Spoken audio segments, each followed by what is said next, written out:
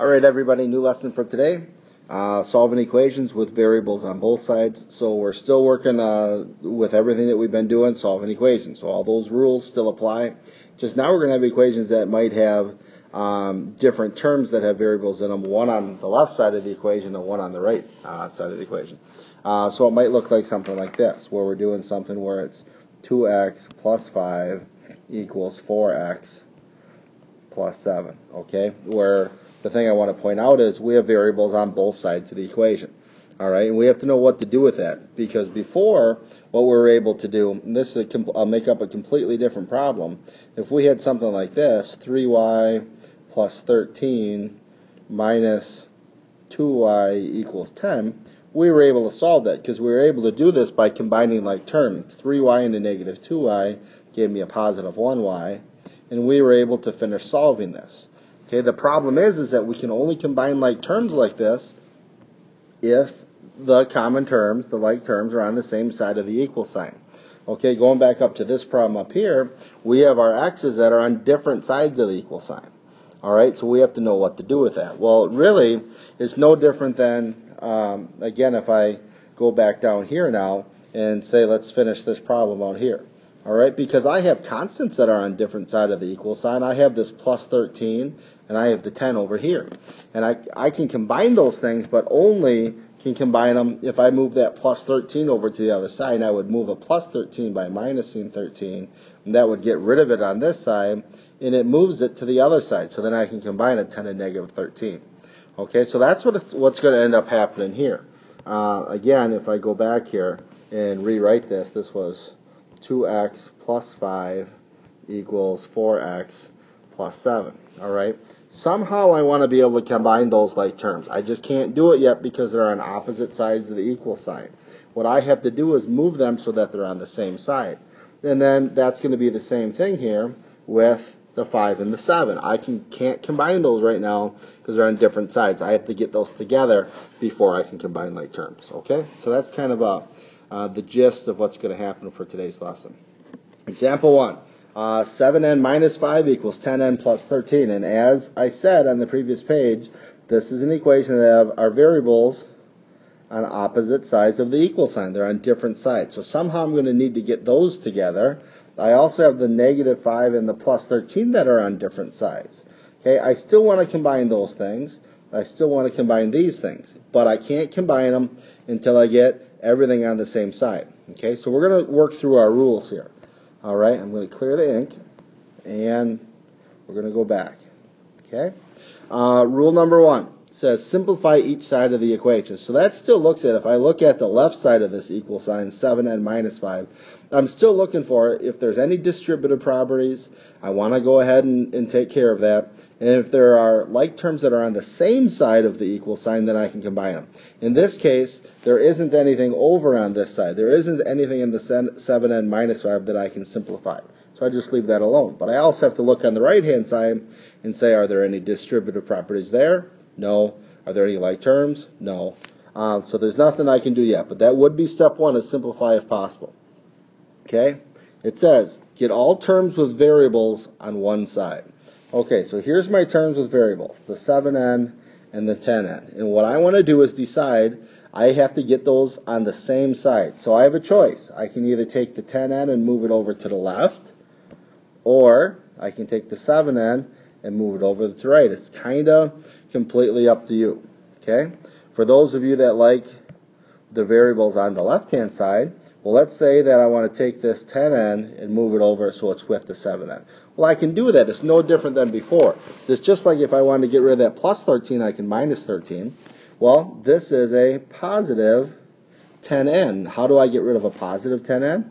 Well, the opposite of that is to subtract 10n, because a plus 10n and a minus 10n are going to cancel each other out.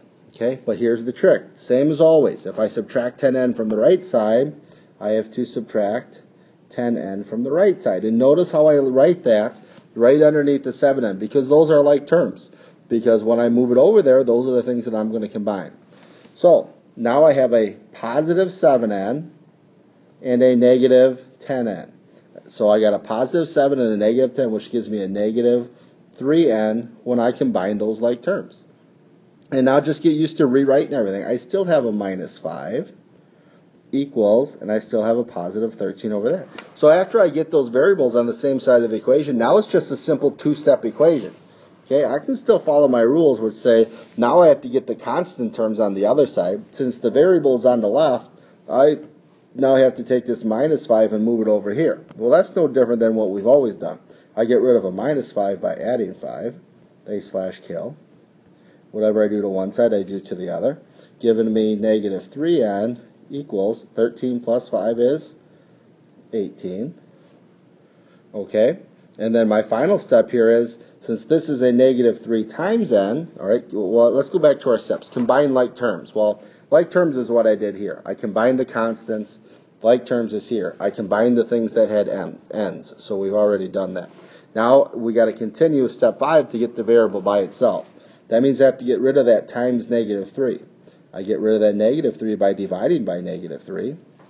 Okay, and I can do that same thing here. Okay, and 18 divided by negative 3 is negative 6. And there's our final answer.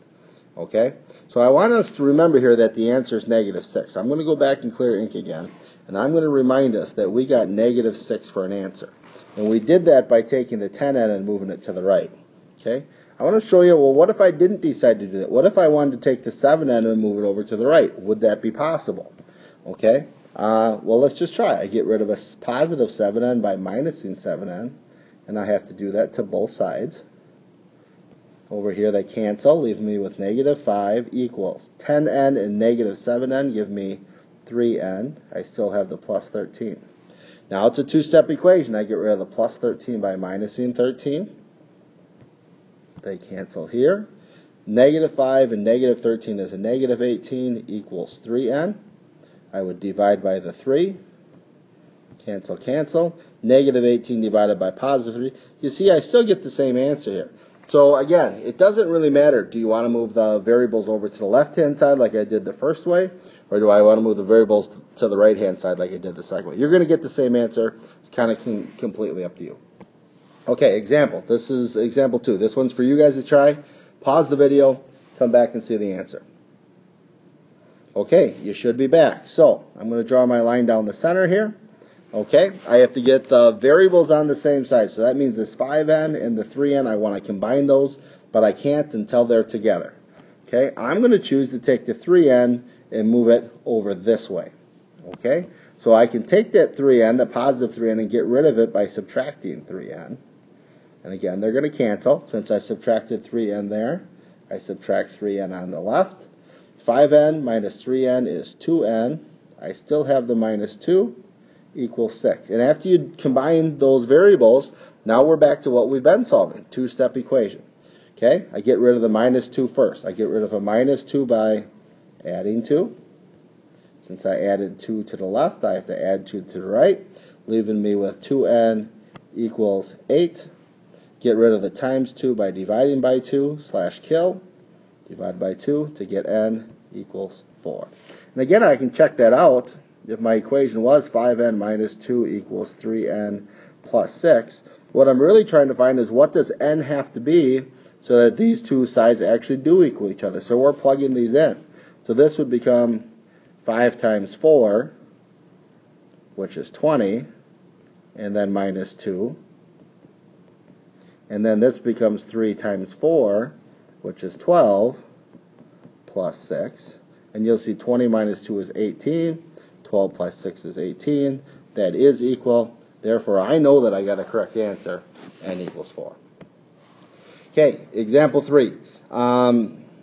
Okay, so to do this now, the first thing we do, and I'm going to go ahead and do this one for you. I want you to watch this because this is something new here that's going to show up. The first thing you should notice is that distributive property. So I have some simplifying to do here. On the left-hand side, I have a distributive property. So I have to do 5 times the 2x, which is 10x.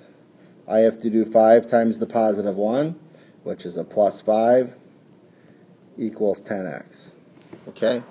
Now, again, you have your choice on where you want the x's to go. Do you want to move them to the left so that they're together? Or do you want to move them to the right so that they're together? That's kind of your choice.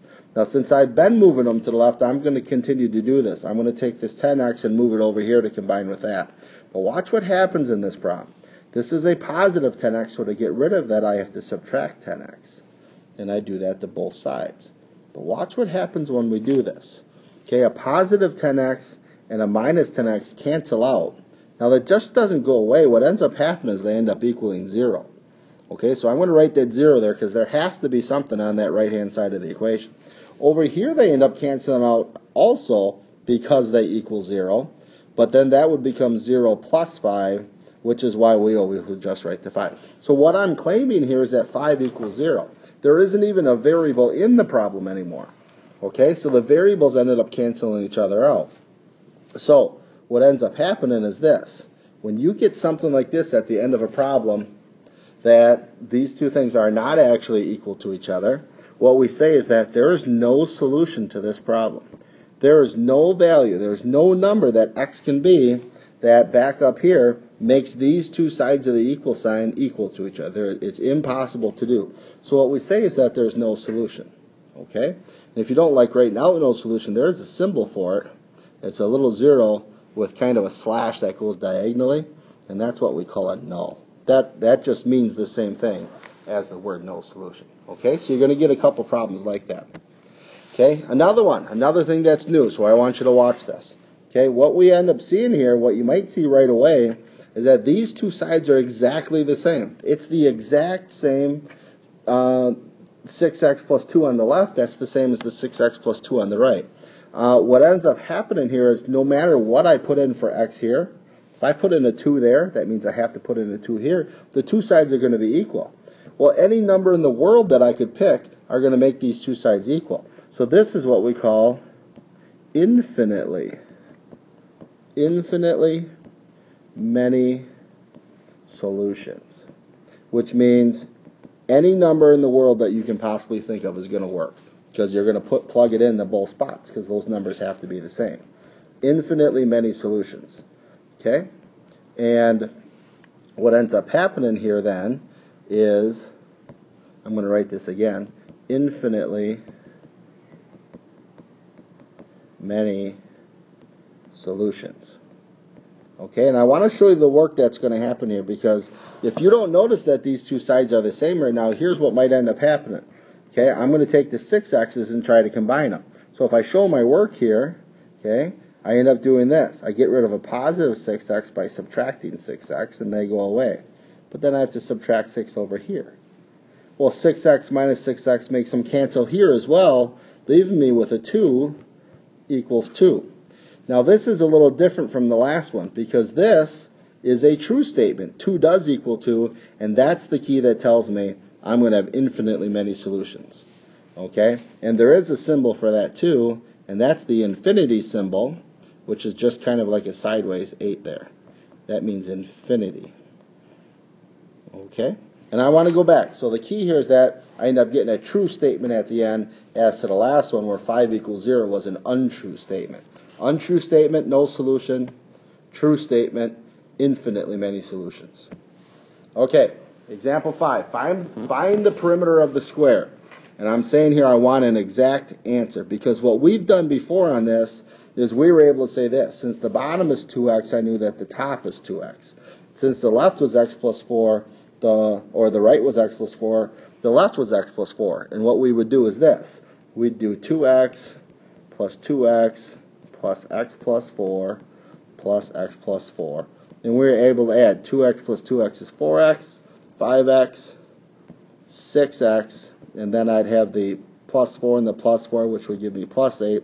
And that's as far as I'd be able to go. Okay? That's not what we're doing today. Okay? Slightly different, because in this problem, I want to go back. In this problem, I did it again. Go back. Clear ink.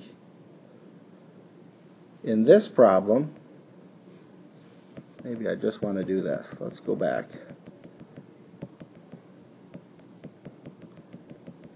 In this problem here, because they're saying that this is a square, well, there's something special that we know about a square. What I know about a square is all sides are equal. So I know these two things here have to be equal to each other. Whatever x is, if I can figure that out, plug x into there, it has to be the same here too. Now, algebraically speaking, what we want to do is work on writing an equation. So because I'm saying that these two things are equal, I'm simply going to write that down, that these two things have to be equal to each other. 2x equals x plus 4. Okay, those two sides have to be the same, and now we're able to figure out what x is. Because by solving equations, this is a 1x, I'm going to move that over here with the 2x by, I get rid of a 1x by subtracting x, so they go away, which means I subtract x here. 2x minus x gives me x, and over here I'm left with a 4, so x has to be 4. Now, again, I'm not done yet, so I actually shouldn't circle that, but x equals 4. What that tells me, if I go back here, this has to be a 4. So that's telling me 2 times 4, which is 8. Then you can do it here as well, too. 4 plus 4 is 8. If it's a square, they're all 8. So then perimeter, 8 plus 8 plus 8 plus 8 gives me 32. And it's perimeter, so I don't care about the units, but it's going to be a perimeter of 32. Last problem. I know it's a long video. Last one for you. Same type of question. Try it on your own. Pause the video. Give it a try. Find the perimeter of the square. Okay, you should be back. Because this is a square, I know these two things have to be equal to each other. So I'm simply going to state that by saying 3x, that's a bad x, 3x equals 2x plus 5. Okay, now I have to solve so I can figure out what x is. Okay, I can get rid of the 2x by subtracting 2x. Same thing over here, because whatever you do to one side, you have to do to the other. 3x minus 2x is x. Over here, I'm left with a 5. So that's telling me that x is 5. Now, if the question said, what is x, I'd be done. It's 5. In this case, it doesn't say that, though. It says find the perimeter. So I have to plug it back in here. X is 5. 3 times 5 is 15. That means they're all going to be 15. 15 plus 15 plus 15 plus 15 gives me a total of 60 for the perimeter. That's our lesson for today. Give it a try. Good luck.